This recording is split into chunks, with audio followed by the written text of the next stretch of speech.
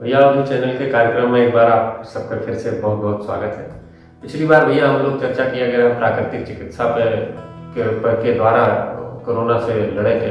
अब की बार हम लोग योग के बारे में चर्चा किया जाए, योग से कैसे कोरोना से बचाव किया जा सकता है। भैया श्वेताश्वतर उपनिषद में कहा गया है कि पंचात्मके योगेन प्राप्ते न तस्य योगा जरा न मृत्यु। माने पंच महाभूत गुण के स्तर तक योग की प्राप्ति करने वाला जो साधक है ओका न कभी बुढ़ापा आ सकत है, न रोग लाग सकत है, न मृत्यु हो सकत है। एक मतलब ये है कि ओके रोग से लड़े की क्षमता इतनी बढ़ जाए, इम्यूनिटी इतनी बढ़ जाए कि न कभी बुढ़ाए न कभी का रोग हुए। बिल्कुल एक संबंध इम्यूनिटी से समझ लिया जाए, योग से इतनी बड़ी मिल सकत है। लेकिन यहाँ भैया ये उल्टा ना खड़ा होगा जो हम अभी बतावत रहे हैं। बहुत सरल 4-5 आसन है, आसानी से अगर एक कर लिया जाए, बहुत कम समय में रेगुलर किया जाए तो आपके पूरे शरीर के तमाम बीमारी भी स्वस्थ हो जाए, ठीक रहे और आपके इम्यूनिटी भी बढ़ जाए। पहला आसन हम आपको बताइए, लेट जाए,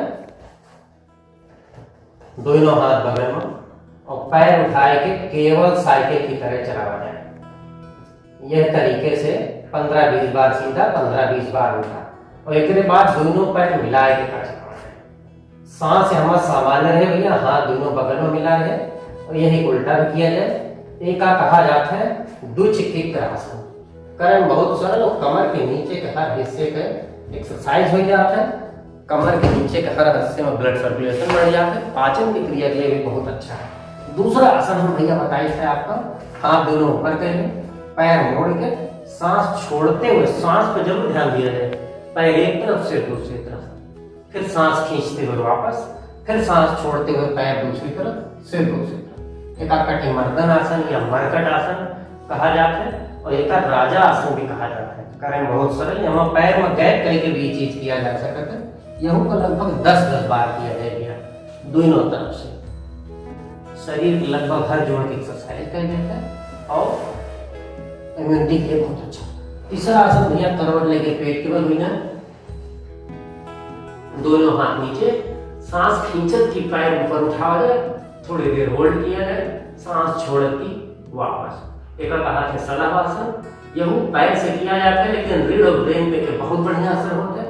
चौथा आसन है दोनों हाथ आगे रखे, सांस खींचत की ऊपर उठे, छत देखें या आसमान देखें और सांस छोड़त की वापस सामने। यह भुजंगासन, गर्दन, कंधा, शरीर ऊपरी हिस्सा, पीठ के लिए बहुत फायदेमंद है। और फिर करवट लेके भैया पैर पीछे मोड़ के बैठ जाए, दोनों हाथ नाभि पर रखें, सांस छोड़त की सामने देखत की आगे झुके, फिर सांस खींचत की ऊपर उठ जाए, जरा सा होल्ड करके फिर किन जा सकता। यह भी 7-8 बार किया जाए। तो हर आसन 5 से 8 बार करके तमाम रोगन से आपका फायदा भी मिले और इम्यूनिटी बढ़ावे के लिए बहुत बढ़िया प्रक्रिया है। तो ये सरल आसन से कहने का मतलब ये भैया बहुत आसान है, कोनो रोग में हमें विशेष रूप से नुकसान ना है। कोई भी रोगी एक कर सकता है, पूरे शरीर को फिट रखे और इम्यूनिटी भी आपके बढ़ाए।